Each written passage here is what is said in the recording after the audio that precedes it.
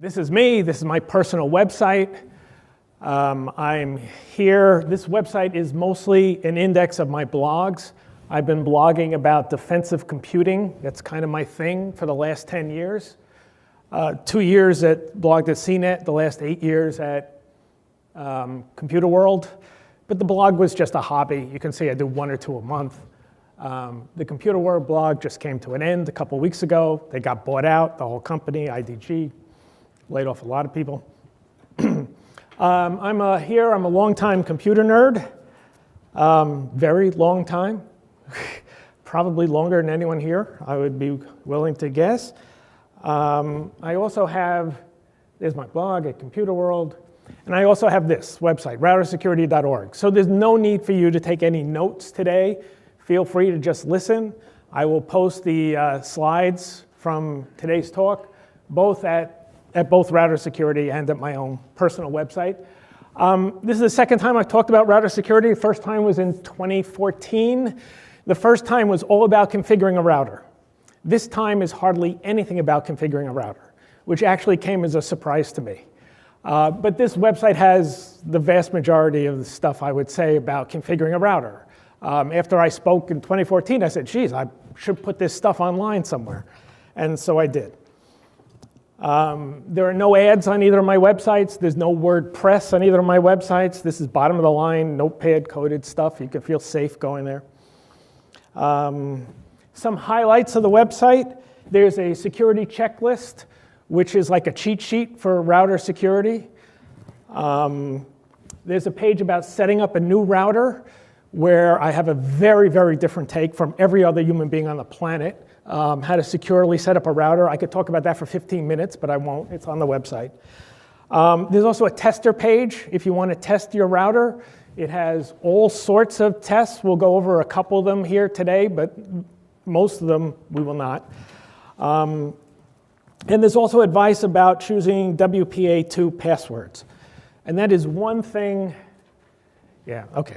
It's one thing I want to talk about up front because you go to a router security, you got to hear something about WPA2 passwords. The important thing, of course, is that WPA2, everyone's heard of crack lately, last couple weeks. No big deal. Doesn't change any of the rules at all. Everyone has to install bug fixes, so what else is new? WPA2 passwords have to be resistant to brute force guessing, which raises a couple interesting points. One is they have to be at least 14 characters long. I won't bet my life on that. I've heard other people say 12, other people say 15. It depends on the assumptions you made for the horsepower used to guess your passwords. Certainly, battery horse staple is not a good password. I'm sure a lot of you get that reference. 3 words. I just saw an article recently that analyzed how 3 words are easily guessable.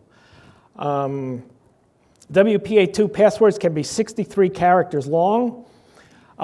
Any bad guy in the world can guess your password. The crack flaw from a couple weeks ago was famous for the handshake when a new device joins a router network. There's a 4-way handshake.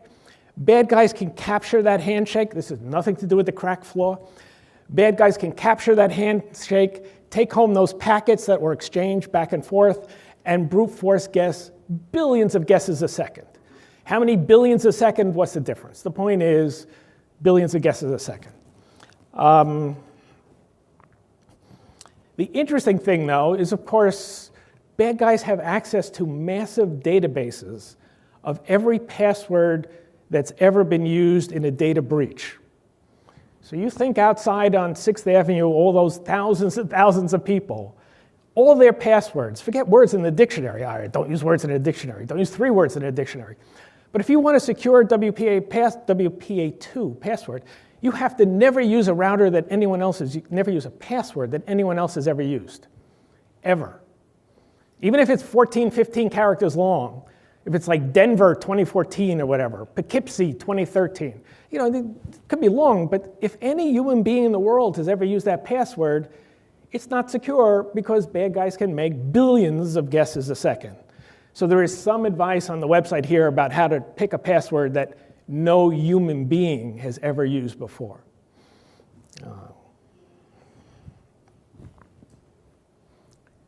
Routers are important. I'm preaching to the choir. The NSA has been hacking routers since at least 2013. Greenwald talked about it in 2014. Why are they after routers? Well, what can a hacked router do? Some stuff is obvious that a hacked router can do, and some stuff is not. Suffice it to say, there's no limit to what a hacked router can do. There's a whole page on routersecurity.org about it. The obvious stuff. Of course, a router can spy on you. There can be man-in-the-middle attacks. It can send you to scam websites, a bad DNS server. You think you're at Citibank.com, but you're at the Russian mafia's copy of Citibank.com. You enter the password. Thank you very much. You've given it to the Russian mafia. That's easy. That's trivial. In fact, changing DNS servers on routers is like the classic attack for routers. Router can join a botnet for DDoS attacks. That's a popular one. Router can download infected versions of software. You think you're updating Chrome, but you're getting a hacked version of Chrome.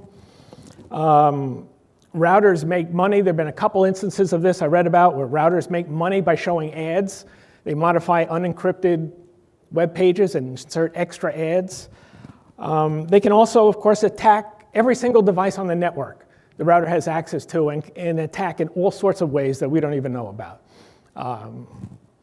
So another thing is a router can change data.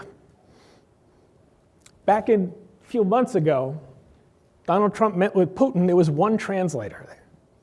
Suppose Donald Trump said, hey, I love that chocolate cake. The translator says to Putin, he doesn't give a damn about NAFTA. Trump says, hey, can I have that cake if you're not eating it? And the translator says, go ahead and invade Ukraine. He won't do anything. The router sits in the middle, and the router can change data too. There's really no limit to what a hacked router can do. Whoop. Oh, OK. One more? Yeah. All right, send you to Tails, perhaps, if you care about security and privacy. Tails is your mother ship here. You know, if you're dealing with a hacked router, you can end up at a scam copy of the Tails website. Good luck figuring that out. I know you're going to say, oh, it's secure. It says secure. It's not really secure. It's not using a extended validation certificate. It's using a domain-validated certificate. So it's no big deal to send you to a hacked copy of the Tails website.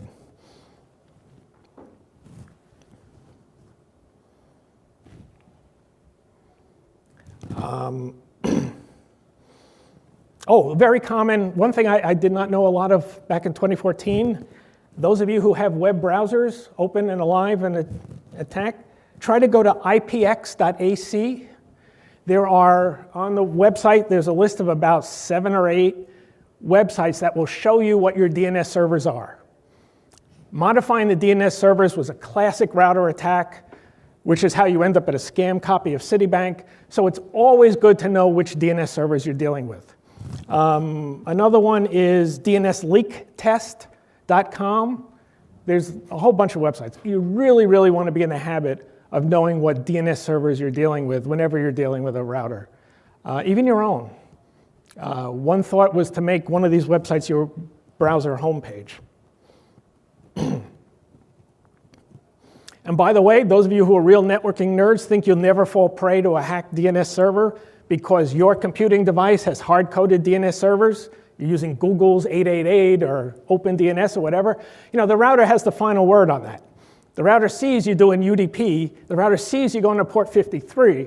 And you know, the router can answer your DNS requests and the heck with what you've asked for. So there's no limit to what a hacked router can do. OK, how did I get onto router security? I got onto it way back when, at the end of 2011, with WPS. How many people are familiar at all with WPS? It got some publicity. I see it didn't get a lot of publicity. It's a standard from the Wi-Fi Alliance. This is the same group that gave us WEP, introduced in 2007. It's an alternate on-ramp to a Wi-Fi network. You don't need a password. That's why passwords, we don't need no stinking password. What you need is a WPS PIN code. It is basically, it's a backdoor. Does anyone know what movie that's from? It was actually Badges. We don't need no stinking badges. What movie is that from? Treasure of the Sierra Madre. Yeah. I love that line, so I borrowed it. So WPS was intended for devices that did not have a keyboard, so they couldn't enter a password. Here you go. If a router supports WPS, there's going to be a little button for it somewhere on the router. Wi-Fi networks coming from a router that supports WPS will indicate them if you do a LAN scan with a good LAN scanning program. The S in WPS stands for setup. So way back when, in 2007, it would make it easier for you to set up a brand new Wi-Fi network. Nobody does that. Nobody ever did, I don't think. And it's identified by an 8-digit PIN. So WPS, all the devices involved with WPS have an 8-digit number, PIN code associated with them. Here's from the bottom of some consumer router, some ASUS router. There's its WPS PIN code. WPS runs in 4 different modes. The setting up a new network was one no one used. Here are the 3 modes at the bottom. This is from a Linksys router. Push button, router pin, and device pin. Push button was intended for things like this. You push a button on the router. We saw the whoops button. Then you push a button on your little toy here, and they talk to each other, no password needed.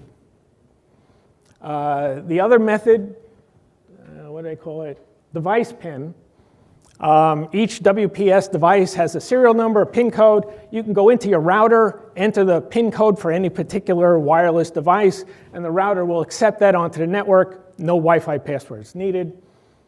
That is like the least interesting. But here's the most interesting one. The router itself has a PIN code. And a wireless device can get on a network regardless of the passwords. Nothing to do with passwords. 18-character passwords makes no difference. Router can get onto the Wi-Fi network just by giving the router a wireless client can get on just by giving the router its router's PIN code. And this is an Abbott and Costello joke.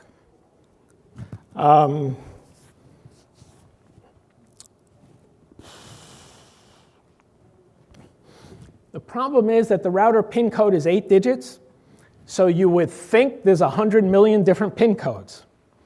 But no, there's only 11,000 different PIN codes. And how did we get from 100 million PIN codes to 11,000? That's an Abbott and Costello joke. Anyone seen this bit? We go 7 times 13 is 28. It's hilarious. This has been viewed 2.7 million times. He starts out 7 into 28 is 13. That's not so interesting. You know, he owns his landlord rent. He owns 7 weeks rent. He gets $13 a week, so he gives him 28 bucks. And he's proving that 7 times 13 is 28. It's really pretty funny. But that's what happened with whoops PIN codes. PIN code was 8 digits. First thing we do is throw away 1 digit because it's a checksum. We're left with 7 digits. Still, that's what, 10 million possible PIN codes? But no. Wireless clients, when they talk to a router, they give it 4 digits first. And the router says, oh yeah, those are the right 4 digits. Then it gives it 3 more digits. 4 digits, 10,000 possibilities. 3 digits, 1,000. We're down to 11,000 possible PIN codes. We went from 100 million to 11,000. Abbott and Costello would be very proud of the Wi-Fi Alliance the way they did that. So 11,000 PIN codes on an average. If you're just guessing, it only takes 5,500 guesses. How long does it take a bad guy to make 5,500 guesses on a computer? Obviously not long. So the you-know-what hit the fan. This was December 2011. Got a little publicity. Obviously, it didn't get a lot of publicity. So how did this happen? You tell me. I don't really know. How did we get from an 8-digit PIN code to 11,000 possible PIN codes? Was this incompetence by the Wi-Fi Alliance? This is the same company that gave us WEP encryption. Or was this done on purpose? I don't know. We have to decide for ourselves. Back in 2007, it was released in 2007, so it's probably developed in 2006. Nobody was using HTTPS in 2006. So if you got on someone's network, you could spy on them pretty well. There was rate limiting in the spec, so you're not supposed to be able to make 10 guesses a second. After a while, if there's a certain number of bad guesses, you're supposed to be timed out. Yeah, but the Wi-Fi Alliance, when they certified stuff, they didn't check for the rate limiting. So a lot of routers would let you make 10,000 guesses a second. And there was, when this first came out, there was a router that let you disable WPS in the administrative interface. It actually did nothing. Nothing at all. So that's kind of what got me onto router security. WPS persists despite the not-so-big scare at the end of 2011. As a rule, business routers don't do it, consumer routers do. Mesh routers are the latest and greatest routers, and they're a mixed bag. I'm very thankful to Eero, Google, Luma, and Plume, which have walked away from WPS completely, and they all say, oh, bad security, we won't use it. Netgear, Linksys, well, of course, a lot of the other guys do use it. I'm pretty sure if you're a big fan of Netgear, because their Orbi mesh system is like the best Wi-Fi money can buy, I believe they only use the push-button mode of webs. They don't use the pin code mode. Ubiquity Amplify is a very interesting case. Ubiquity being a business company, Amplify being a consumer division of it. Which way did they go? They went both ways. When they released their Amplify routers, it did not do WPS, but a couple months ago they updated the firmware and now it does. But you can't turn it off, it's off by default, and I forget which modes of operation they support. Oh, this was another thing that got me involved with router security. This is another protocol, HNAP, Home Network Administration Protocol. I don't know much about it. I do know, however, it's been very buggy over the years, at least 4 bugs. D-Link had a lot of bugs with it. This was from a Linksys router. And I was reading about some bug in the HNAP protocol, and this is how you test if your router, by the way, you go into the router administration, at least for this router. This was the Linksys WRT54GL, perhaps the most popular router of all time. It supported HNAP. It didn't tell you. You go and poke around everywhere in the web interface, did nothing about HNAP, and of course you can't turn it off. And of course when there were bugs about it, I went in my router and said, oh my God. So this is kind of what got me started. I need to step up in the world when it comes to routers. By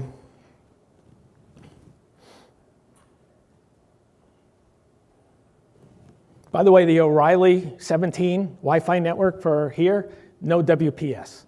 It's a business router. I don't know what hardware they're using, but obviously it's business.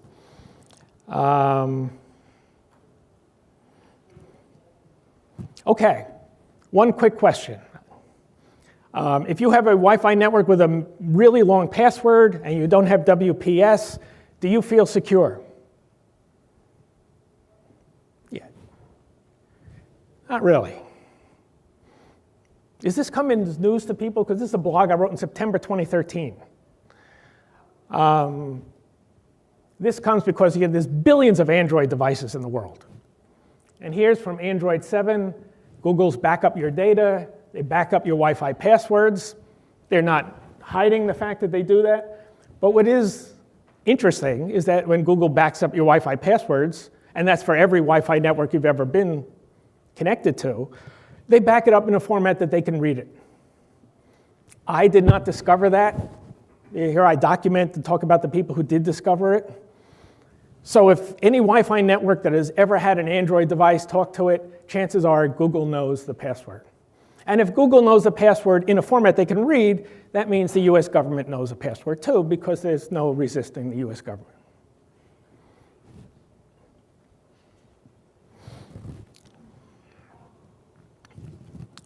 Okay, router security gets no respect. CNET loves some D-Link router. They love it. They said bad things about it. The trivial thing about it, oh, it's really no big deal. They give it a great score. By the way, D-Link routers, D-Link sued by the FTC for crappy security. I'm not going to go into the details. Time is short.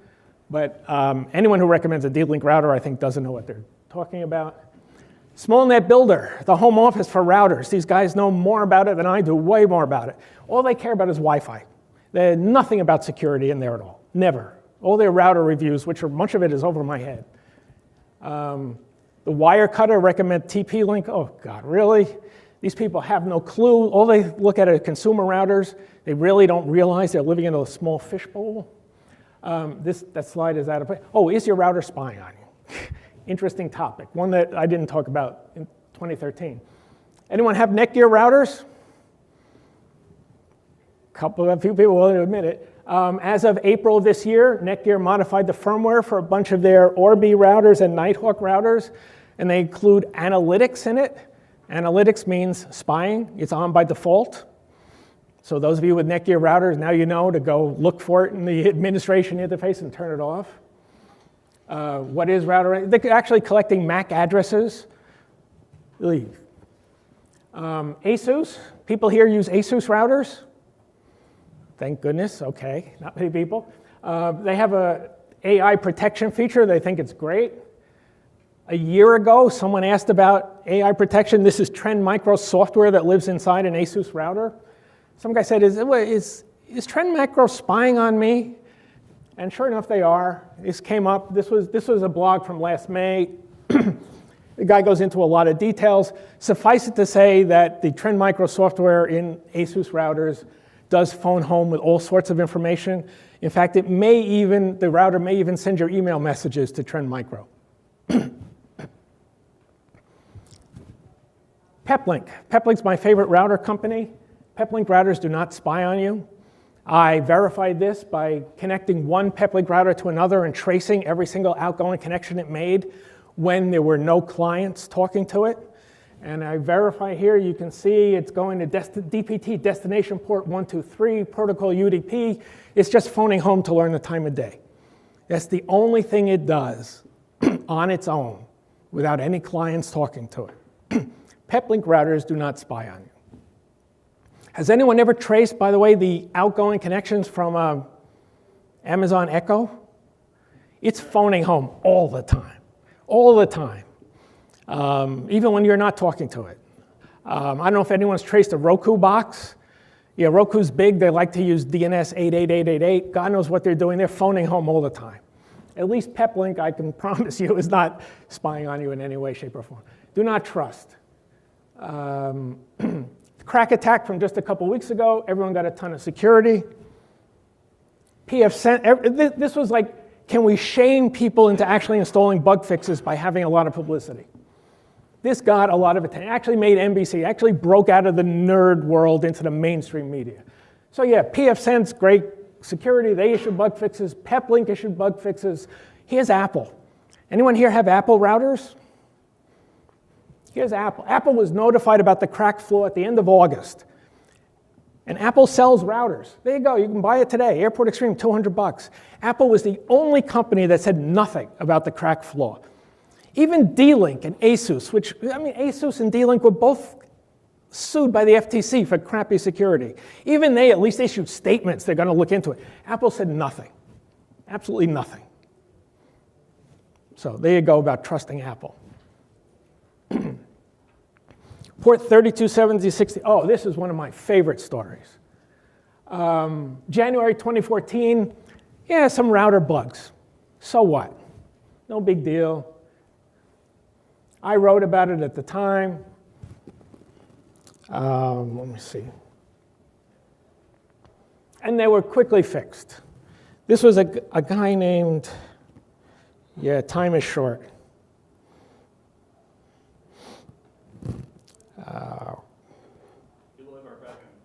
Excuse me? Yes, right. Eloy. There he is. Yeah, I could not pronounce it. Christmas 2013, he forgot the password to his own router. He's obviously a very good hacker. He looked at the firmware.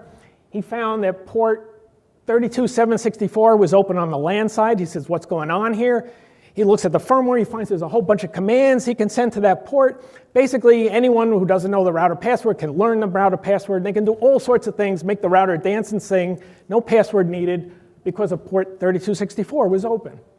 And he reported this. People had seen that open port way back when, years ago, didn't know what to make of it. When Eloy went public with it, other people found it on the WAN side, that port 327064 was open. So it got publicity, a lot of different routers from, anyway, lots of different companies. I have a question. Yeah. Were there any that weren't made routers that weren't made by U.S. companies? All the routers involved were made by a company called Sercomm, S-E-R-C-O-M-M. And marketed under different names? Yes, marketed under the routers from Cisco. This talks about Cisco, Linksys, Netgear, Diamond. Sercomm also makes routers for WatchGuard, Linksys, Aruba, et cetera, et cetera, et cetera. Wasn't every Sercomm router that was buggy, and every Sercomm router doesn't use their own firmware. So everything was fixed, and this was as dull and boring as you could get. Somebody found a back door in the router, Okay, vendors closed it. But then, a few months later, Eloy is back, and lo and behold, although it looked like that port was closed, there was a secret password. And you could reopen that port. See, Soho router backdoor was fixed by hiding behind another. This one's really interesting. I don't know those of you who are network nerds, but Ethernet carries all the traffic. In Ethernet, anyone know what an Ethernet frame looks like? Is frame the right word, or is it packet or datagram? I don't know.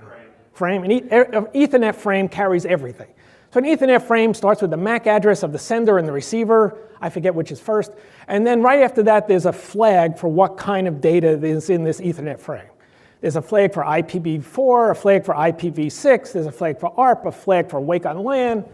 And what did they do? They invented a new flag.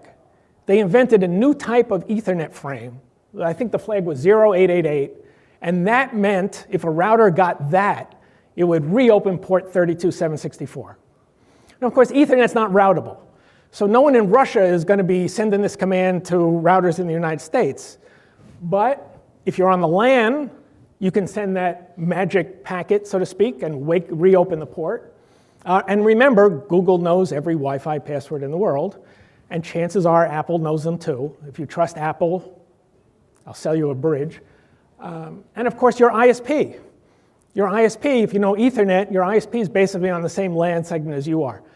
So whoever really wanted to keep that backdoor in the router, they did a great job, and I'm amazed that we hacked and found it. And if you're in ISP, there's another command you can send to all your customers, and all the routers that are vulnerable to this will respond and say, hey, yeah, you can hack me. It's amazing. So from the LAN side, you can test for whether that port is open or not. Here's my test your router page. There's all sorts of tests. Wow, time flies. This is one of the tests of your DNS servers. Really can't stress enough to be in the habit of testing what DNS servers you're talking to. Consumer router is bad. Okay, I have nothing against Best Buy. They're a fine store. I shop there. But basically, if they're selling a router, you don't want to buy it. Routers are buggy. Of course, we've seen some of the bugs. Huge list. If you look at this page goes on and on and on and on. The list of bugs is just phenomenal. And these aren't obscure bugs that only happen on a Tuesday when the moon is shining at a certain degree. These are like brutally obvious bugs. These are shameful bugs. This was some ASUS router that I'd given to a client of mine. I logged on remotely to it one day. I got this. What does this mean? This doesn't mean anything. I said, oh my God, this router is making me look bad. I can't live with this. This was one of my favorite stories. The topic of this article, I could care less about, dull and boring. But embedded in this, like the 18th paragraph, he tells a story. He was helping a friend set up a new ASUS router. He set a nice long password, reboots the router, gives the password, he can't get in. Anyone care to guess what's going on? Come on, not even a guess? Bingo, it's too long, absolutely. All right, he knows all about security. He picked like a 30-character password. The ASUS router only took the first 16, and that was it. You know, it doesn't tell you it only takes 16 characters. It just truncates them with no error message. And, you know, eventually he figured it out, what was going on. But, I mean, how many mistakes do you make to the point where you truncate a 20-character password down to 16 and don't tell anyone about it? And the fact that you limit passwords to 16 tells me you're probably not hashing it when you saved it. This was not important. This is also just about the whole router industry, the consumer router industry. I don't need to read this. Time is short. Suffice it to say, it kind of explains why router software is very often buggy. Oh, and this is by Tim Higgins. He is the guy behind SmallNet Builder, which is reviews routers and NAS boxes for a living. Another reason routers are bad is they don't update software. This was from January 2016, the Wall Street Journal. Big scandal, routers ship with old software. Not news to those of us who follow it. Here's some of the details of just how old the software is. Wow, I'm 10 minutes away. Wow, okay, we'll skip the details. Suffice it to say, all these routers are using software that's 7, 8, 9, and 10 years old. All of them. These guys too. They did it. They looked at 37 different routers, examined the firmware. Every single one had software 7, 8, 9 years old with no bugs in it. When was this? This was from, I forget, a couple of years ago. Anyone hear about the misfortune cookie? Oh, it's such a great story, but I'm short on time. All you had to do was send this is web server software, had a bug in 2002. The company, AllegroSoft, fixed the bug in 2005. 2014, they're getting bug reports. They say, wait a minute, this is the bug we fixed 9 years ago. This is from Checkpoint Software. They found 9 years after they'd fixed the bug, Checkpoint found 200 different router models still vulnerable to that bug. They found, I think it was 15 million live routers on the internet vulnerable to this bug in the web server software from AllegroSoft. You can't make this stuff up. They fixed it 9 years ago. And ASUS. ASUS has miserable security. The FTC got after them. ASUS agreed to be monitored for 20 years. I won't go into the details. Suffice it to say, if your security is so bad the FTC notices, it's pretty bad.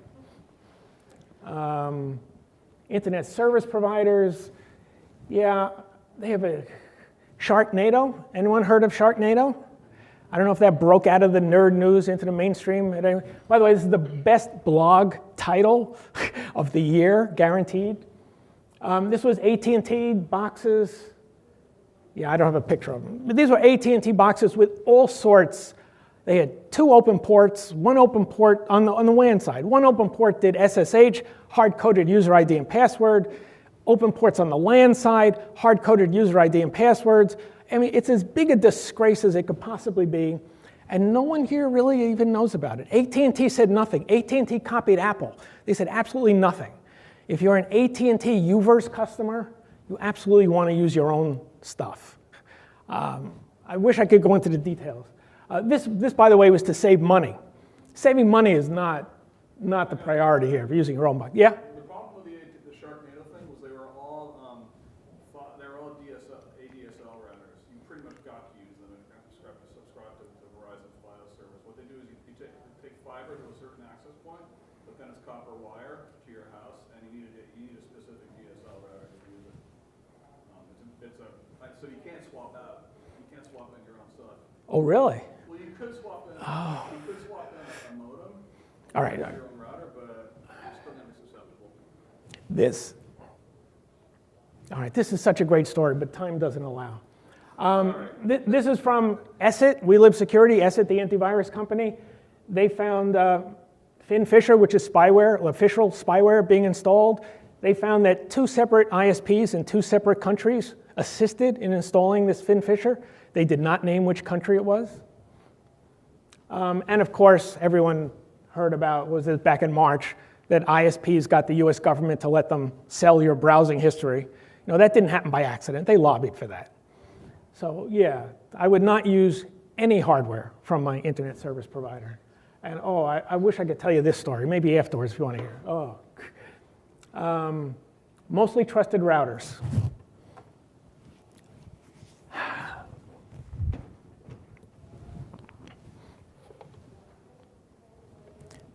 PepWave Surf Soho sells for $200. It is, all right, I have a topic I absolutely have to do in the next 6 minutes. Let me get ahead. By the way, anyone see this picture before? Yeah, it's really famous. The NSA hacking Cisco. So you say, avoid all the consumer routers. Yeah, sure, but, Cisco. The problem with finding a secure router is if you go too high-end, like Cisco and Juniper, the NSA also is, they have their sights set on Cisco and Juniper. So needless to say, they probably do a good job, and not just our spies everywhere. So PepLink is a nice thing about it. Oh yeah, here's Juniper. Nice thing about PepLink, they're a middle-class company. They're not big enough to get attention from the official spy agencies, but yet they're a big step up from the consumer routers. See, they're not even on this list. That's fine by me. I prefer to be a lower target. Synology is very good at installing bug fixes. I will skip this. This is amazing. Yeah, I mean, they beat Peplink here too. You can install bug fixes like just for version 5 and not version 6 until you feel comfortable with version 6. You can have it install bug fixes automatically. You can have it install them manually. You can schedule it. They're really great about it. And the last month, we had DNS mask and crack. Synology was right on the ball. I mean, they released patches very, very quickly. However, the Synology router is a consumer router. It is top tier. It is the king of the hill consumer. It has every bell and whistle you could possibly ask for. It supports 20 kinds of VPN servers, 18 VPN clients. It's a NAS box, of course. It does VLANs. It does all sorts of stuff. Another possible, for people who are big on open source, this is a router, $40 to begin with. It's actually a VPN router, completely open source, no proprietary bits. Oh, this is not available in the United States. Here are some others. I'm sure other people can come up with others. Oh, UPnP. Wow, 4 minutes. I'm going to skip UPnP. UPnP, by the way, may break down the internet. How many people here are familiar with UPnP? Oh, great. OK, I don't feel so bad skipping it. Network isolation. VLANs and guest networks. Large companies, of course, Sony.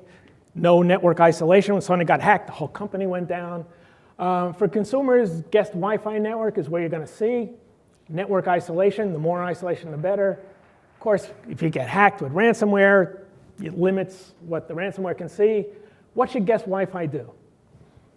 In the best case, if you have a guest Wi-Fi network, as isolated as can possibly be, guest users can't see other guest users, can't see anyone else on the router, can't see anything that's Ethernet connected, can't even get to the router at all. I mean, you have to go through it, but if the router has a web interface, you can't even reach it. And of course, the guest Wi-Fi run. This is like the best case scenario. Consumer routers, of course, are going to have options about this because it's a little difficult. What about here? What about here? What about O'Reilly 17? How do you think it does against this in terms of isolating you? Those of you who are online right now. Well, terrible. No need to guess. There's the router. They do block HTTP and HTTPS. Even if you knew the password, you couldn't log in. But you're not isolated. Here you are, at least as of yesterday, O'Reilly 17, no network isolation. Everyone here who's on the O'Reilly network can see everyone else who's on the other O'Reilly network. This is bad. This is inexcusable, by the way. I noticed this last year. I went to Lincoln Center, and I did the same sort of thing. Lincoln Center, I think they use Aruba. I contacted Aruba. I said, do you have an option for this? And Aruba said, yeah, sure. It's called XYZ. There's nothing to it. But the nerds at Lincoln Center, they don't do it. Nobody does this. Nobody actually really isolates you. And what's so bad about this? There are lots of attacks that can happen within the network. You go to Starbucks. You think you're protected. You use a VPN. Oh boy, I got a VPN, I'm safe. Guess what the VPN does? It protects your internet connection. Guess what the VPN does for protecting you from the guy sitting next to you in the Starbucks network? It doesn't do anything. It doesn't protect your LAN side at all. It only protects your WAN side. So all sorts of things I can see about people here on this network as of yesterday. Someone's running TeamViewer. My God. Here, somebody's running VNC. Somebody has an iPhone 8 and they're syncing. I should not be able to see this. I am not a hacker. This is just Fing. This is a standard, ordinary, dull and boring LAN scanner. You should not be visible to me. So whoever set up this network, this is my network at home, and I am a step up. You see here, I did the same thing. You see two devices. You see the router and my Asus Zenfone that I ran Fing from. That's all you see. That's all Fing sees. But you see there on the left, I have an internet router, internet radio. That's on the same network. There's other devices on the same network, but my network is isolated. When I run Fing, it doesn't see the other things on the network. This is on Peplink, how you configure it. You notice here you can also, each LAN port can be assigned to its own VLAN. A VLAN, time is running out. A VLAN is just a small section of a network that can be completely isolated unto itself. In this case, I have a Vonage telephone adapter. It's plugged into one port on my router. and nothing else in my house can see that Vonage telephone adapter. All right, that was reminding me we're done. And also that Vonage telephone adapter, if it was hacked, it can't see anything else in my house, nothing. It's completely isolated in its own VLAN. Here's an SSID assigned to a VLAN. You see that layer 2 isolation, one checkbox, that's all it takes to completely isolate you from your fellow students here in this room. One lousy checkbox. You simply assign an SSID to a VLAN, and that's all there is to it. Firewall rules, all right, we're out of time. Modems are computer too. Did anybody get access to those modems? All right, we have to end, I'm sorry. Too much stuff, 4:30, we're done. I will be here if anyone wants to talk about anything. Thank you very much.